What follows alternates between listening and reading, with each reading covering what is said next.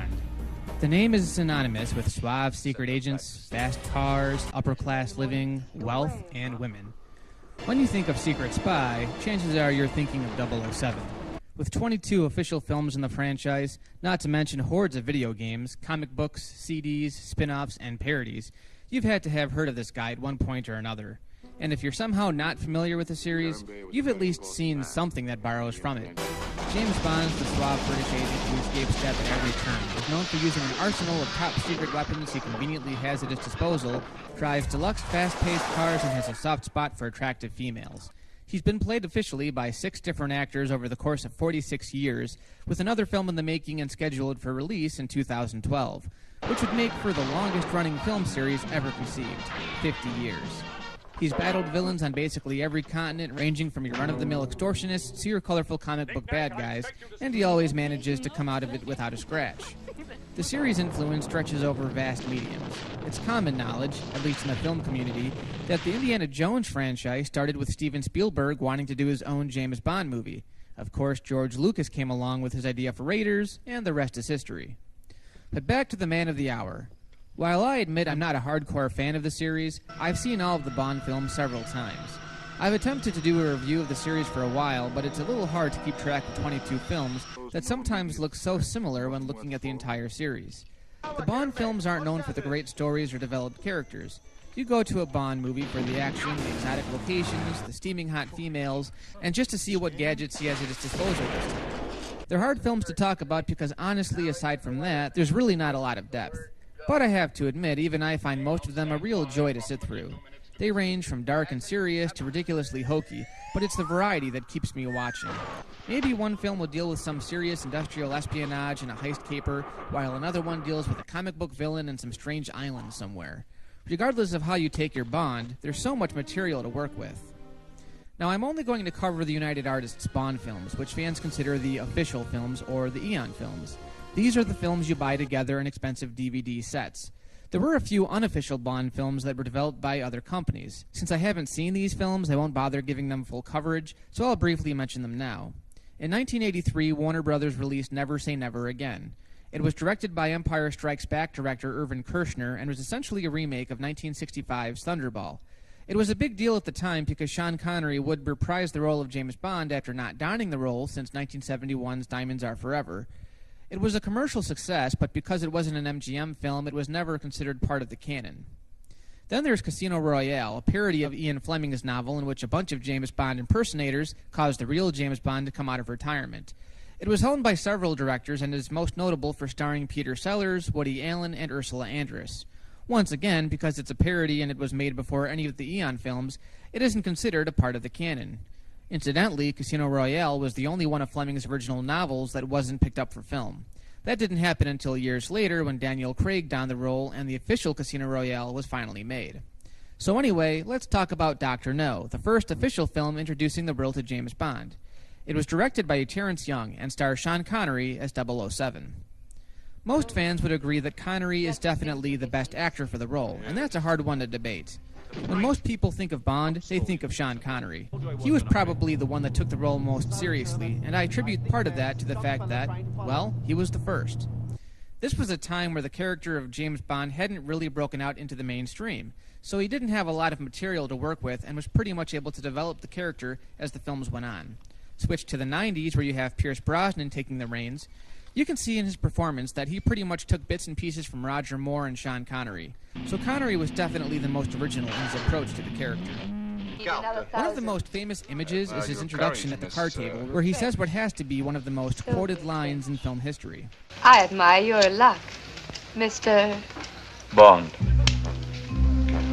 James Bond. Only Connery was able to deliver that line exactly that way. It's simple, yet effective. I have no objection. He's also got a sort of edge that the later Bonds lacked. Don't get me wrong, he has a few one-liners every once in the blue moon. How did it happen? I think they were on their way to a funeral. But as much as he loves women, he'll turn on one real fast if it's to his advantage. He's charming but sophisticated. A gentleman when he wants to be, but a secret agent when he has to be. There's not a lot of playfulness to Connery's Bond, and I think a lot of fans appreciate that. The film opens, and we get another famous Bond tradition, the opening sequence. You've seen this before. Come on, I know you have. James Bond walks into the middle of a gun barrel that's focusing on him, and then, bam! Bond shoots right back at us. The screen goes red, and the mystery attacker falls dead. Then the titles start. Both the gun barrel sequence and the opening titles were originally created by Maurice Binder. As the films went on, the opening sequences became much more elaborate, but they've always been a staple of the franchise to this day. It's not a Bond movie unless it's got the official gun barrel opening stamp of approval. So after the famous title sequence, we follow 3 African-American men who appear to be blind. Right away, they kill a British secret agent named John Strangways, as well as the secretary. Notice the jump cut here when they shoot him. It might look a little funny, but that was actually the style of editor Peter Hunt, who edited this way on purpose to make the film move at a quicker pace. It's a little jarring, but it seems to work. After the 3 blind mice kill the secretary, they steal a file labeled Dr. No. MI6 calls on Bond to investigate Strangways' murder. This is the first time we're introduced to Miss Moneypenny, played by Lois Maxwell, who James always flirts with at the beginning of every film. Lois Maxwell was actually a series regular, playing the role in every Bond film until she retired as M Secretary in 1985's A View to a Kill. We also meet Bond's boss, M, played by Bernard Lee, another longtime series veteran. The idea of James Bond answering to someone has always been a little hard to swallow, but I always liked his sincerity in the role. After he briefs Bond on his mission to Kingston, he scolds him for carrying a Beretta, since it jammed on him in his last mission. He also points out that since he became head of MI6, he reduced 00 casualties by 40%. Before we know it, he's giving Bond a signature Walter PPK. I love the way Major Boothroyd describes the gun's impact.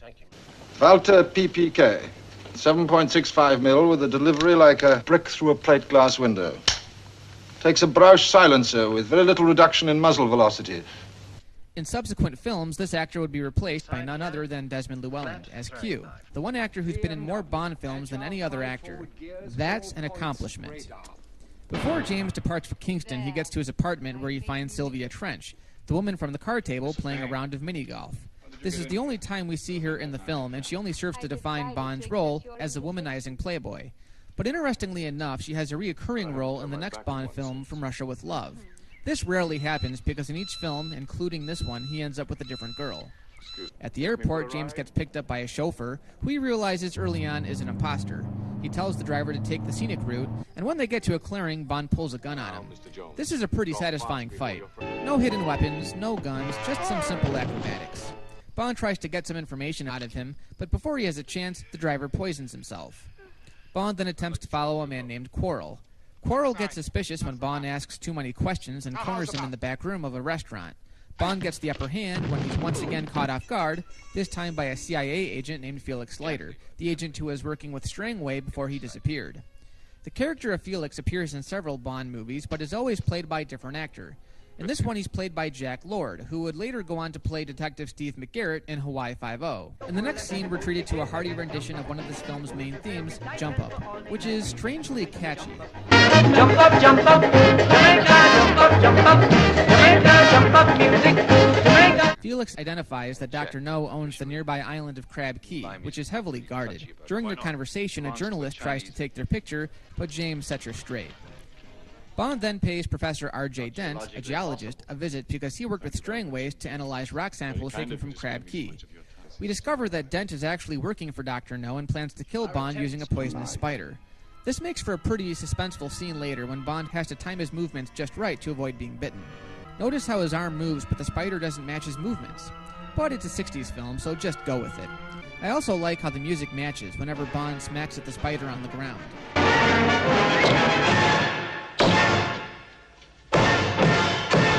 It's one of the defining scenes of the movie. Then there's this car chase scene. Pretty exciting, but it doesn't really have much to do with the plot.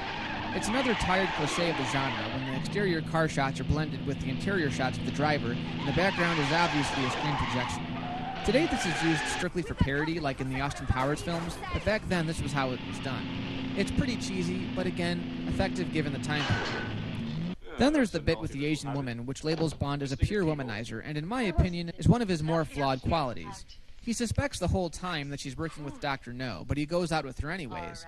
He even goes so far as to sleep with her, and just as they're about to leave, he puts her in a car with the local law enforcement. In the end, it's funny because she turns out to be a minor villain, but did he have to take advantage of her? It's just Bond being Bond, I guess. It's followed shortly with this scene where Bond sets up the woman's bedroom and waits for Dent to arrive to kill him in the middle of the night. He sits by the door and plays a game of solitaire until Dent arrives, and the whole time it's like he has everything planned out. It's a short scene, but satisfying. Quarrel takes Bond to Crab Key, where they spend the night. In the morning, Bond meets Honey Rider, played by the desirable Swiss actress Ursula Andress. The shot of her coming out of the water in that bikini has been a long talked about sex image for decades, and is one of the most voluptuous images in the entire series. Honey collects seashells, and as it turns out, is pretty sophisticated. And James hits on her the first chance he gets. It's very suave, very stylish, but come on, what else would you call it? He's basically spying on her while she's singing. Underneath the mango tree, my honey and me. On the island, they evade the guards, and eventually they have to hide in a swamp. Bond uses the underwater reeds to breathe through, and then when the timing's just right, he gets the drop on one of the guards. Earlier in the film, Quarrel mentions that the locals don't like to visit Crab Key because there's word of a dragon. Well, they finally meet up with this dragon, and as it turns out, it's basically a miniature tank that uses a flamethrower to scare people away.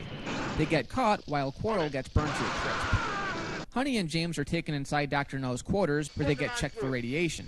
This could have been where that whole cleansing scene from Austin Powers came from. After all this build-up, they finally meet Dr. No, played by Joseph Wiseman. If anything, this guy knows how to live in style. He's got a giant aquarium built into his wall, for goodness sakes. He reveals that he's working for a top-secret organization called Spectre, Special Executive for Counterintelligence, Terrorism, Revenge, and Extortion. That's a mouthful. But that's also an important piece of information because Spectre would become the dominant criminal body throughout the majority of the series. His best line is where he flat-out insults Bond, calling him a stupid policeman. Unfortunately, I misjudged you. You are just a stupid policeman. That's just funny. So anyway, Dr. No reveals some kind of radioactive experiment he's running out of his facility. Honestly, I can't say a whole lot about the details because it's confusing and not that important. Why is it that Bond villains always have a hard time describing their plots to the good guys? It's like, what is your plan, Dr. No? Well, Mr. Bond, I intend to take over the Cape Canaveral space launch using my own atomic-powered radio beam. I built it myself. And how does this work exactly? Well, Listen, I'm just going to use a bunch of radiation to take over the world! Lame. So Bond is taken back to his cell where he wakes up, escapes, crawls through a tunnel that is booby-trapped with a burning hot floor, steals a man's radiation outfit, makes his way to Dr. No's laboratory, raises the temperature of the water, kills Dr. No, rescues Honey from a pool of slowly rising water, and escapes from the facility as it goes up in flames. All in the span of about 20 minutes. They're picked up by Felix and his band of do-gooders, but deciding he needs some alone time with Miss Ryder, he lets go of the rope connecting him to the rescue boat, and the movie ends. As the very first James Bond movie, I've got to tell you, it's really good. Obviously, the action is pretty tame compared to later installments, but it's actually pretty easy to follow, and it does a great job establishing the character. It's actually considered one of the best in the series, and given just how many chapters there have been, that's saying something. As the series went on and James Bonds came and went, the filmmaking became lazier, and eventually the simplicity and the detective-like stories took back seats to lavish gadgetry and an abundance of action. There were some good ones and some laughable ones, but this one is a pretty steady installment and definitely set the stage for all the films to come. Even if you're not a James Bond fan, you really should check this one out for its historical value.